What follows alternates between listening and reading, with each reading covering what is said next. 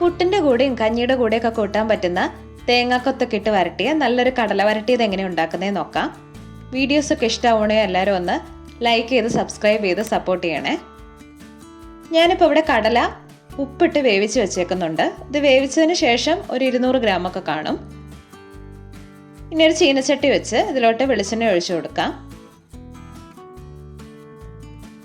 എണ്ണ നന്നായിട്ട് ചൂടായി വരുന്ന സമയത്ത് ഒരു ടീസ്പൂൺ കടുക് ചേർത്ത് കടുക് ഒന്ന് പൊട്ടി വരട്ടെ. ഇതിലോട്ട് ഒരു 3 വറ്റൽമുളകും കുറച്ച് കറിവേപ്പിലയും കൂടി ചേർത്ത് കൊടുക്കാം.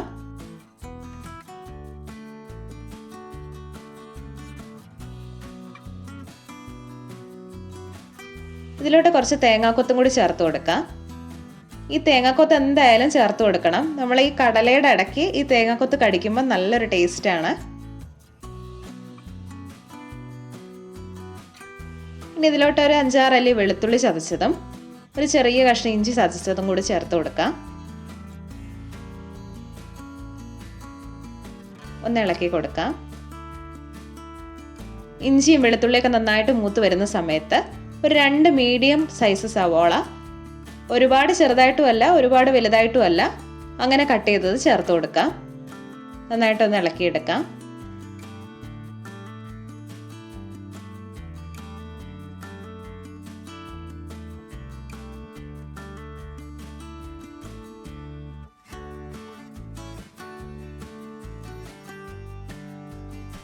ഇപ്പോൾ ഈ സവാളയുടെയും തേങ്ങാക്കൊത്തിൻ്റെയൊക്കെ കളറൊക്കെ മാറി ഒരു ലൈറ്റ് ബ്രൗൺ കളറൊക്കെ ആയിട്ടുണ്ട്.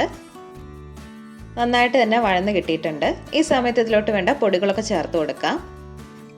1/2 ടീസ്പൂൺ മഞ്ഞൾപ്പൊടി,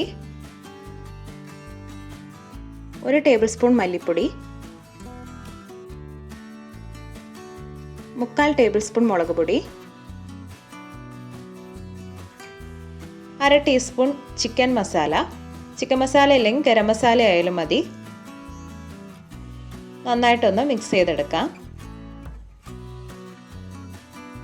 ഇനി കുറച്ച് സമയം എടുത്ത് ഈ പൊടിയൊക്കെ നന്നായിട്ടൊന്ന് മൂത്ത് കിട്ടണം. ആ സമയത്ത് ഇതിലോട്ട് ഒരു 1/4 ഗ്ലാസ് വെള്ളം ഒന്ന് ചേർത്ത് കൊടുക്കാം.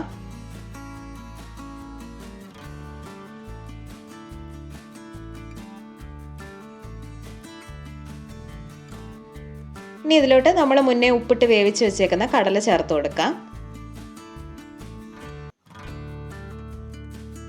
എന്നിട്ട് നന്നായിട്ടൊന്ന് ഇളക്കിയെടുക്കാം.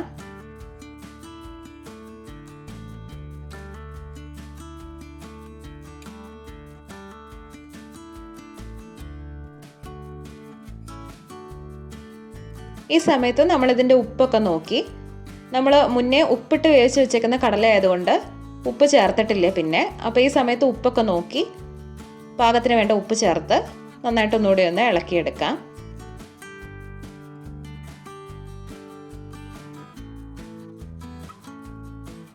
ഇനി ഗ്യാസ് ഒരു ലോ ഫ്ലെയിമിലാക്കി ഒരു 5 മിനിറ്റ് ഇതിങ്ങനെ ഇരിക്കട്ടെ. ആ സമയത്ത് ഈ കടലയിലോട്ട് ഈ മസാലയൊക്കെ നന്നായിട്ട് പിടിക്കും. എന്നിട്ട് ഇതിലോട്ട് ഒരു 1/2 ടീസ്പൂൺ കുരുമുളക് പൊടിയും കുറച്ച് കറിവേപ്പിലയും കൂടി ഫ്ലേവറിന് വേണ്ടിയിട്ട് ചേർത്ത് കൊടുക്കാം.